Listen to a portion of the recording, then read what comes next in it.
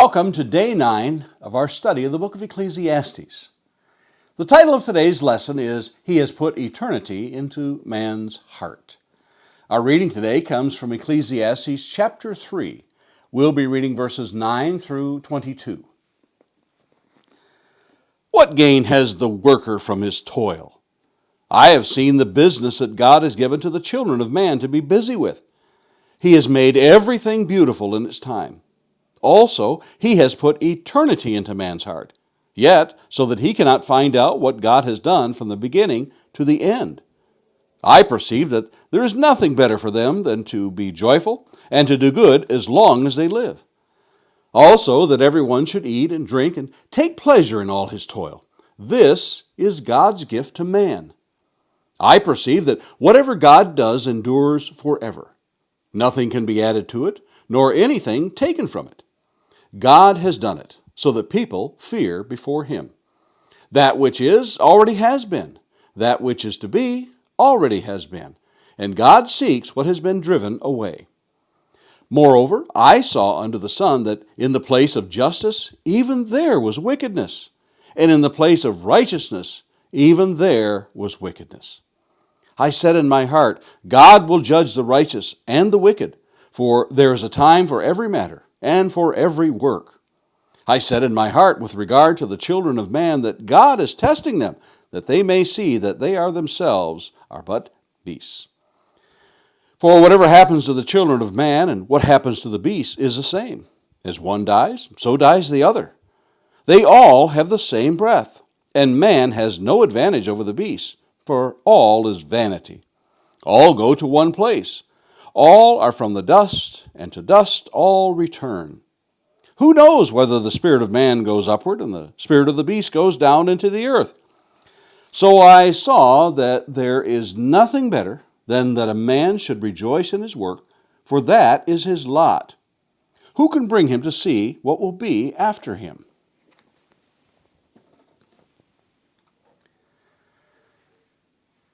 A 1977 film was released by Ray and Charles Ames entitled The Powers of 10. It was, as they described it in the opening credits, a film dealing with the relative size of things in the universe and the effect of adding another zero. It begins with a young couple having a picnic on the lakeside in Chicago on an afternoon in October. They are shown at a distance of 1 meter. Then, every 10 seconds in the movie, the scene pans out, adding another zero to the distance. 10 meters, 100 meters, 1,000 meters, and so forth. Soon, we can see the entire Earth at 10 to the 6th power. This journey outward soon takes us to where we see the planets, the sun, then the entire solar system that we live in. Then to the outer reaches of our galaxy at 10 to the 20th power, just over 3 minutes into our journey. As the journey outward ends at 100 million light years, the myriad of galaxies is in view, and then the condensed version trip back to the picnic in Chicago ensues. As the journey back comes to a close, an even more amazing one continues as our narrator takes us to the grassy lawn by the shores of Lake Michigan. 10 to the -1, then -2, we're at the surface of the man's hand. Soon we're in the white blood cell, then the DNA helix. In moments we have entered the inner part of a single carbon atom. Of course, these journeys are highly imaginative as it pertains to the outer reaches of space, and the journey inward is somewhat understood, seeing that we can observe such things in our microscopic instruments that we possess today. This film was chosen by the National Film Registry and the Library of Congress as being culturally, historically, or aesthetically significant in 1998. In the 3,000 years since Solomon wrote Ecclesiastes, people have a much greater understanding of the world around us thanks to scientific studies. Yet much of this remains a mystery. The war between faith and science carries on as each claims the high ground as to their relative beliefs. Those of Christendom stake their beliefs in an omnipotent God who created all the universe from nothing, and scientists postulating over ever-evolving ideas as to how all that we perceive around us came into being. Yet, in all the information we have gained in our relatively brief period of existence, with all of our technology, we really know very little. We have identified laws that govern the universe. Yet, at every turn in our path are question marks as to how, why, when, where, and who. They dot the landscape. What did Solomon mean when he wrote Ecclesiastes 3:11? He has made everything beautiful in its time. Also, he has put eternity into man's heart, yet so that he cannot find out what God has done from the beginning to the end. Has CERN, the European Council for Nuclear Research, experiments to discover the properties of the Higgs boson, finally discover the God particle, as some have identified it? Will this discovery once and for all unlock all the cosmological mysteries?